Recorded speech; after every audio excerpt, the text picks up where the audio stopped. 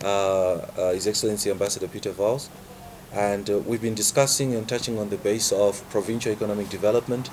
As you are aware, Presidential Affairs and Devolution in the Office of the President and Cabinet is now responsible for driving provincial economic development in terms of provincial economic development planning, devolution and the likes. We are quite great admirers of how the British economy is running currently, running across several counties and being able to actually be able to contribute towards their GDP. And today's discussions have been very fruitful, where we have discussed on areas of collaboration, areas of technical capacitation, where as Office of the President Cabinet we have deployed directors for economic affairs and investment into our 10 provinces. And we are happy to note that we will be working hand in glove with our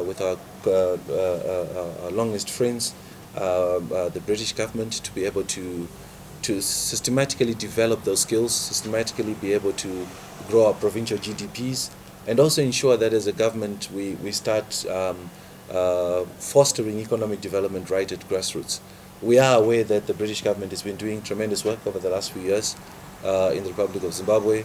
And now we're at the stage where we would like the British government to also work within our devolved structures, working with the provincial ministers to ensure that we have socio-economic development programs which transform the lives of ordinary Zimbabweans.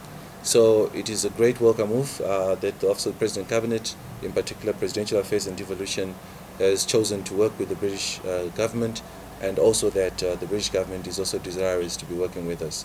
In a nutshell, that's what we discussed. Over to you, Ambassador. And Zimbabwe over the years, but particularly today to talk about devolution, and not only to hear the government of Zimbabwe's plans for devolution and to delegate and powers to provinces, but also to think about how, as part of a modern partnership between Britain and Zimbabwe, how we can share our own experiences. So in the UK we're on a different points in the journey perhaps in terms of devolution, but we still have many challenges, and actually how we have managed to devolve power to our national assemblies in the UK, and a key priority for the British government is how to create jobs outside of the core capital of London, and that's the kind of thing that in many ways as modern partners we can talk about how we can share our expertise, both using our development finance but also just our sort of own practical experiences. So it was a good conversation, and I think certainly something the United Kingdom was keen to follow up, how we can respond. The key part of a partnership is how do we respond to the needs and requests of our friends, and when our friends are asking for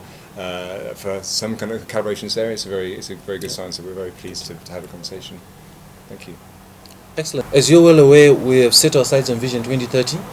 A lot of what Zimbabwe has gone through, many countries in the world have never gone through that.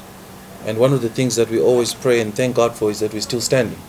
However, the stage where we are now, building an upper middle income society, we can only get to that stage by learning from others. So yes, the earlier Indian envoy which came to pay a courtesy call to my office was also in the similar notion of what we're discussing. However, you will understand that the British economy and the Indian economy are way vast different, even their populations. And one of the things that we're trying to leverage on the Indian economy is how have they done their rural economic development strategies, because they do have a strong rural economic development thrust.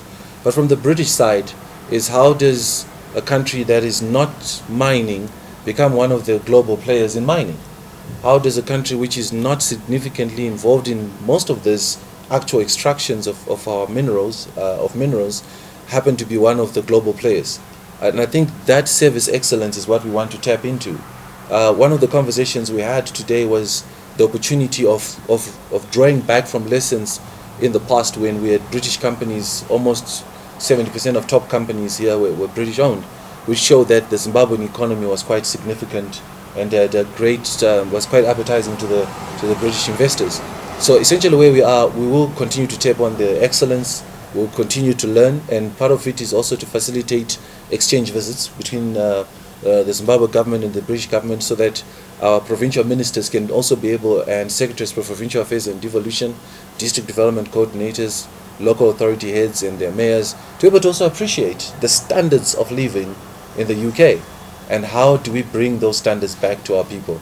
So it's one thing driving an economic agenda, but if we don't balance the social perspective of it as well, then Vision 2030 will not be achievable. So this is a great step in the right direction.